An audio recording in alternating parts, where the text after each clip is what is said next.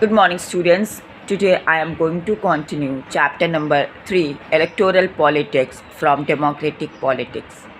And today's topics are what makes an elections in India democratic. Number 2 is Independent Election Commission. Number 3 is popular participation. And number 4 is acceptance of election outcome. Number 5 is the outcome of India's election speaks for itself. And number 6 is challenges to free and fair election. So students, in my previous explanation, I told you about the fundamental rights and many kind of rules and regulation for the protection and safeguard for the Indian people. So in this series, there are many factors which ensures that election held in India are democratic. And number one is our constitution given us to universal adult franchise and also free and fair election without any caste difference and without any gap between the upper and lower class and even scheduled caste and scheduled tribes, and also other backward classes can participate or contest elections. All right. So students, an independent body, election commission or EC, responsible to conduct elections is formulated in the Constitution of India. Okay. After that, your next topic is Independent Election Commission. So students, as you know very well that in our country, India, elections are conducted by an independent and very powerful election commission or EC. And student, the word independent is stand for the free and fair election without any domination of powerful person or politicians. It means election commission gave us a very clear report without any domination. Because you know very well that sometimes many politicians dominate to the persons to give results in favor of them. That's why it is written here independent.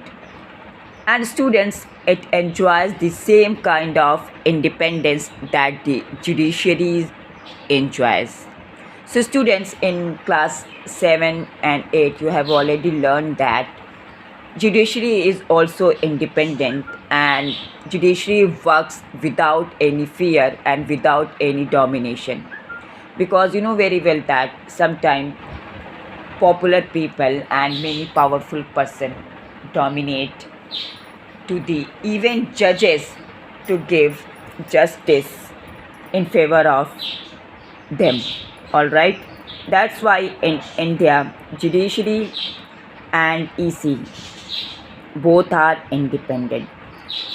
So students, the CEC or Chief Election Commission is appointed by the President of India. But once appointed, he is not answerable to even the President or the government. Powers of Election Commission quarters enjoyed by Election Commission. So students, Election Commission takes decisions on every aspect of conduct and control of elections right. From the announcement of election to the declaration of results. And it implements the code of conduct and punishment or punishes any candidate or party if any rules or law violated by them. So students, during the election period, Election Commission can order the government to follow some guidelines to prevent the use and misuse of governmental power to enhance its chances to win elections or to transfer some government officials. Okay? And when on election duty, government officers work under the control of the election commission and not the government. All right. So students, when election officials come to the opinion that polling was not fair in some booths or even an entire constituency, they order to a re-poll or for re-election, for free and fair election. All right, because you know very well that some constituency or some areas of India dominated by some powerful person, and people of that region, due to the fear of that powerful person or politicians, are agreed to give vote to them.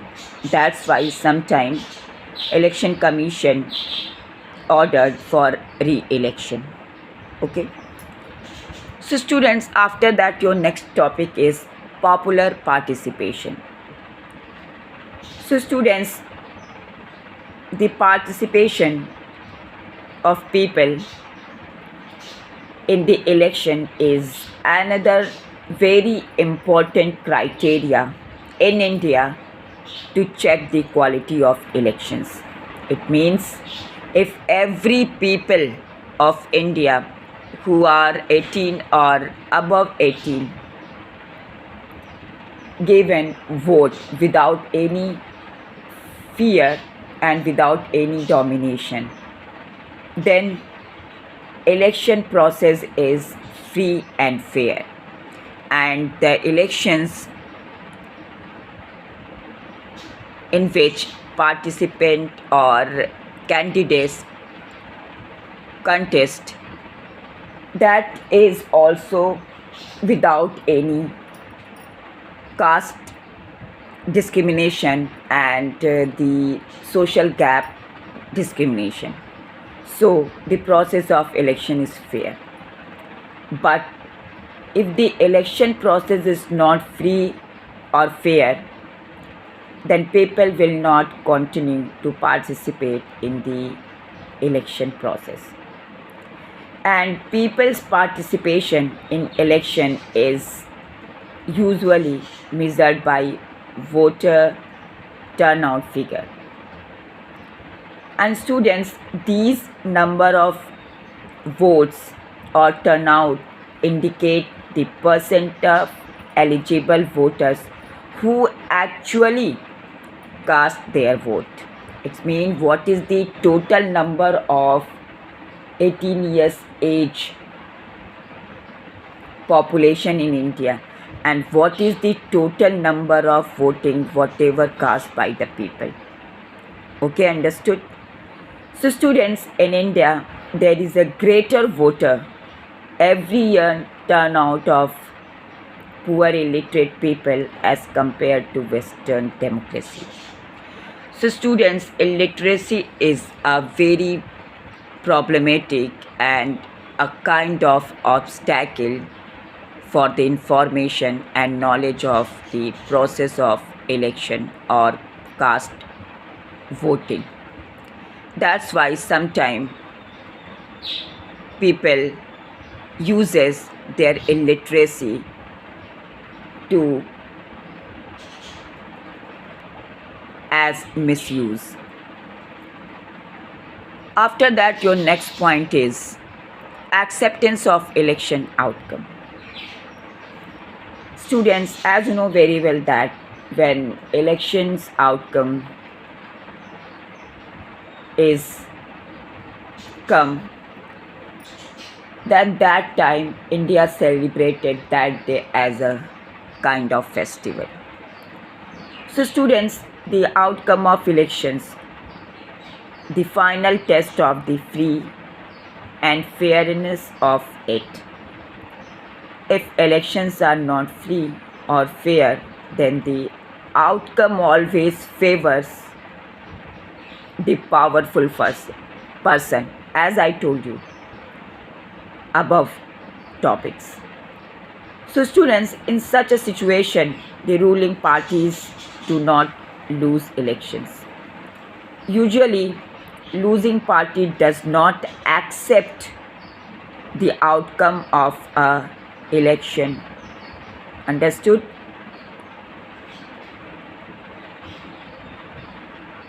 After that, next topic related to this topic is the outcome of India's election speaks for itself. So students, the ruling parties routinely lose election in India, both at the national and state level. But in the US, an incumbent or sitting elected representative rarely loses an election. But in India, about half of the sitting MPs or MLAs lose election every after 5 years, because they are all chosen by the people of India, and maybe sometime after 5 years, if whatever MLAs or MPs elected or chosen by the people are not working as well, whatever the acceptance of the people, then our people or Indian people have choice to change their MLAs or MPs every after 5 years. Okay? So students, candidates who are known to have spent a lot of money on buying votes and those with known criminal connection often lose elections. Okay? Except for some disputed elections, the electoral outcomes are usually accepted by the defeated parties also as people's verdict. Okay? Understood? After that, your last topic of this chapter is challenges to free and fair election. So students, the challenges to free and fair election are listed as follows, and you know very well that even every year when election is conducted by the election commission, you can see many type of disturbance and to stop the election process in India. So students, if candidates and parties with a lot of money may not be sure of their victory, but they do enjoy an unfair advantage over smaller parties and independents.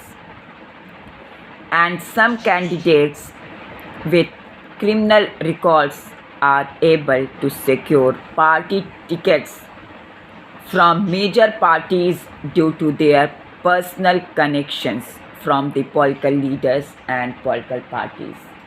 Because you know very well that in India, sometime money given by these powerful and criminal person to the leaders to win the election. Okay? Students, even some families tend to dominate political parties. A tendency for the dynastic rule is very common in India. Okay? Try to understand it, whatever I want to say. Dynastic ruling party in India. After that, next point is elections offer only little choice to ordinary citizens. You know that whatever vote cast by the people or cast by the ordinary people of India, that is nothing. Because all the major parties are quite similar to each other, both in policies and practice. Because you know very well that sometimes many powerful and money holder leaders try to give bribes or some money for casting vote for them. Okay? As you have, I think, already heard many stories about the elections and for the casting vote, etc., etc. So, students, smaller parties and independent candidates suffer a huge disadvantage compared to bigger parties in terms of money power and organizational support. So, students, the challenges exist not only in India but also in many established democracies of the world. And whatever challenges, as I told you, faced by the Election Commission or CEC or Chief Election Commission of India, that is very problematic. Okay? So, student, this is a matter of concern for all who believe in democracy. And this is the reason due to which there is the demand for reforms in our electoral system by citizens and social activists and organizations. Alright, students.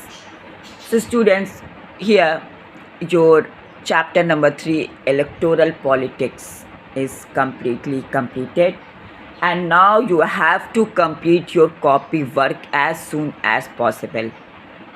Okay, so students, please learn and listen my explanation very carefully, and if you have any doubt anywhere, please contact me. All right, thank you and have a nice day.